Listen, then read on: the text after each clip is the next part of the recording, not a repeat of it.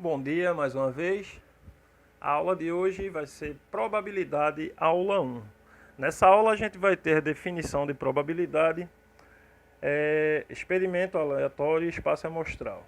Desses dois, a gente vai trabalhar as características, a aplicabilidade, vou dar alguns exemplos e propor para vocês algumas atividades, tá? Então vamos lá. Definição. Probabilidade é o ramo da matemática que estuda experimentos ou fenômenos aleatórios. E através dela é possível analisar as chances de um determinado evento ocorrer. Com outras palavras, probabilidade é um ramo da matemática em que as chances de ocorrência de experimentos são observadas, colhidas e calculadas, onde seu resultado sempre será o mais próximo da exatidão. Para compreender esse ramo, é extremamente importante conhecer suas definições mais básicas, como a fórmula para o cálculo de probabilidade em espaços amostrais equiprováveis, probabilidade da união dos eventos possíveis, entre outros. Pessoal, resumindo, a probabilidade ela é essencial para a gente determinar ou predeterminar certos eventos, tá? Só lembrando que vocês já trataram de probabilidade nos anos anteriores. Então, vocês sabem que quando a gente fala de probabilidade, a gente trabalha muito com fração e resolução em porcentagem, tá?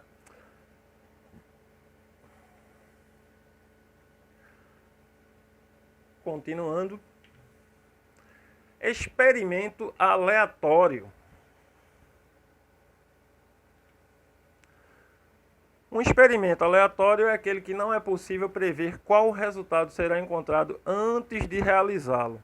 Ou seja, você pega aquele mesmo experimento, faz a mesma ação, mas os resultados nem sempre serão os mesmos, tá?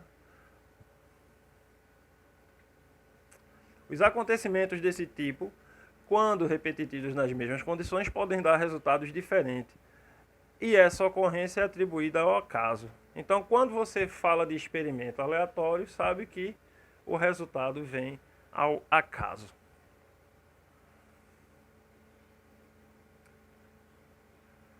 Exemplo de experimento aleatório. Exemplos. A figura aí é de um dado, né? Um dado comum, de 6 faces. Todo mundo acho que, se não tem em casa, já viu com colega, já levei em sala de aula. Vamos lá. No lançamento de um dado não viciado é aquele que pode cair qualquer face, tá? O dado viciado é aquele que muitos jogadores de jogos de azar ou jogos viciosos, eles levam seu próprio dado, onde botam um pezinho em uma das faces e vai cair sempre aquela face. É o chamado vigarista nos jogos.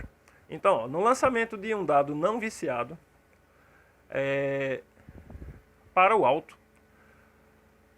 ao cair não é possível prever com total certeza qual das 6 faces estará voltada para cima. Então, esse sim é um experimento aleatório. Você vai lançar o dado, pode lançar da mesma forma que nem sempre vai cair o número 6.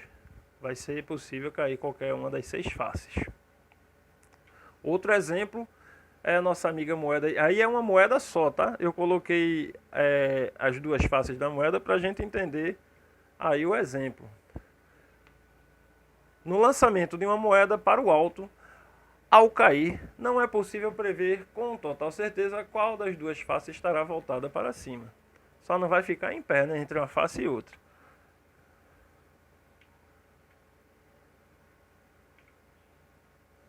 Espaço amostral.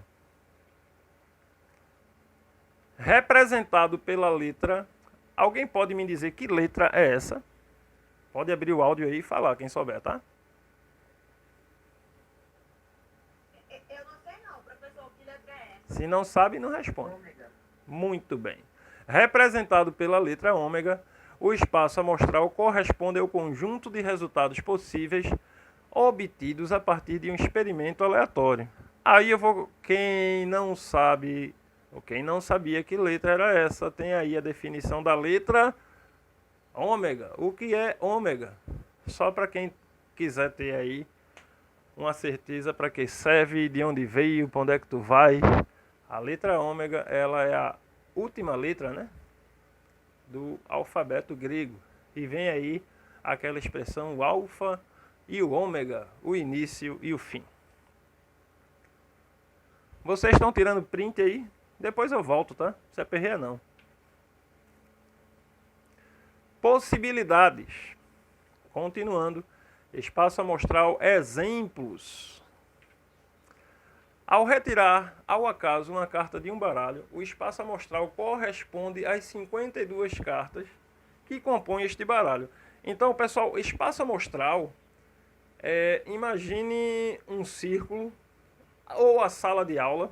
Vamos dar um exemplo, a sala de aula, onde existe todas as pessoas que estão lá dentro, que é o professor, os meninos e as meninas, não é assim? Então, dentro da sala de aula existe o espaço amostral, ou seja, a sala de aula é o espaço amostral, e dentro dessa sala de aula existem os elementos, tá? Podendo formar alguns subconjuntos que a gente vai tratar depois no decorrer das outras aulas. Então tá aí todas as cartas de um baralho, embaralhadas, misturadas, espalhadas. Da mesma forma, o espaço amostral, ao lançar uma vez um dado, são as 6 faces que o compõem. Tá aí, ó. Então o espaço amostral em relação a um dado são as 6 faces do dado, tá? De 1 a 6. Tá aí a representação como conjunto. Professor, Diga. isso daqui para poder estudar aqui no meu iOS, tá? Certo. Espaço amostral atividade. No lançamento de 2 dados, qual é o número total de possibilidades de resultados? Vocês vão pausar o vídeo e tentar resolver essa questão. Vamos lá. Dando continuidade à resolução dessa atividade. Tá aí os dados, né? Esqueci até de colocar para vocês. Coloquei um vermelhinho e um amarelo para a gente fazer a associação. Hoje não vamos tratar com a multiplicação, tá? A gente vai tratar com a associação passo a passo. Então aí você vê a primeira ordem. O primeiro elemento do dado vermelho com cada um dos elementos do dado amarelo, tá? Seguindo aí, ó, bem bonitinho. O segundo com cada um do amarelo, o terceiro com cada um do amarelo, o quarto, o quinto e o sexto. Se vocês prestarem muita atenção, isso aí já vai servir para a próxima aula. Se a gente traçasse um retângulo aí, a gente ia ter um grid 6 por 6, certo? Não é isso? Então só bastaria multiplicar um pelo outro que ia achar o resultado aí de 36 possibilidades, certo? Mas aí... Oi, professor, voltei. Certo, fecha o áudio aí, macho. Eu até tirei um print. Segunda atividade. Qual é o número total de possibilidades de resultado no lançamento de 3 moedas? Pausa o vídeo e tenta fazer. Então vamos lá. Qual é o número total de possibilidades de resultado no lançamento de 3 moedas? Tá aí o meu amigo ômega e eu vou colocar todas as possibilidades aí. Vocês vão ver que tem cara, cara, cara, cara, cara, coroa, cara, coroa, coroa, coroa, coroa, coroa, coroa, coroa, cara, coroa, cara, cara e os 2 últimos, coroa, cara, coroa e cara, coroa, cara. Então são 8 possibilidades. Lembrando que dessa forma a gente perde um pouquinho mais de tempo. Na próxima aula a gente vai ver como é que se faz melhor isso aí. Diga.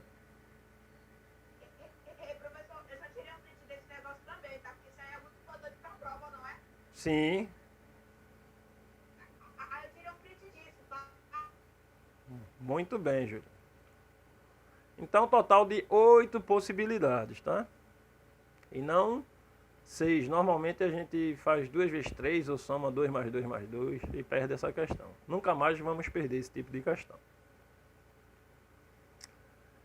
Espaço amostral, a atividade. Terceira questão. Em um diagrama de Venn, represente o espaço amostral dos números ímpares entre 1 e 21. Eu quero ver quem é bom agora. Pausa o vídeo e tenta resolver. Resolvendo a terceira questão. Alguém está com o áudio aberto aí? Fecha, por favor, que está chovendo aqui. Eu vou ver, viu? Chega, vê se é sogro. Ó, o conjunto amostral aí, o espaço amostral, é o conjunto 3, 5, 7, 9, 11, 13, 15, 17 e 19. Eu pulei uma etapazinha porque quando você for responder esse tipo de questão, você vai colocar os números que foram apresentados, tá? Ó, em um diagrama de Venn, representa o espaço amostral dos números ímpares entre 1 e 21. Então você vai colocar 1, 2, 3, 4, 5, 6, até chegar em 21. Quando ele fala entre, você já corta o 1 e o 21. Então vai ficar de 2 a 20. Aí ele pede aí os ímpares. Os ímpares é 3, 5, 7, 9. Deu para entender aí? Só que a resposta tá quase essa aí. Ele pede em um diagrama de Venn. Então eu vou desenhar o diagrama e dentro dele todos os números que eu encontrei. Certo aí? Fizeram assim?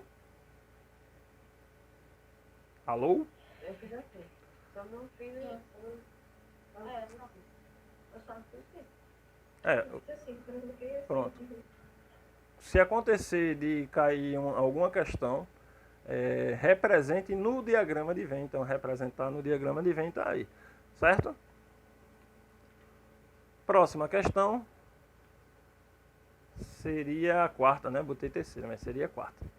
Em um diagrama de Venn, representa o espaço amostral dos números primos entre 2 e 29.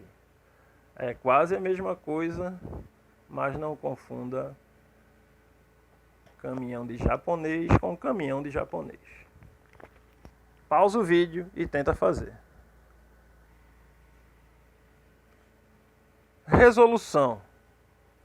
Em um diagrama de Venn, representa o espaço amostral dos números primos entre 2 e 29. Mais uma vez, vocês vão escrever do número 2 ao 29, 2, 3, 4, 5.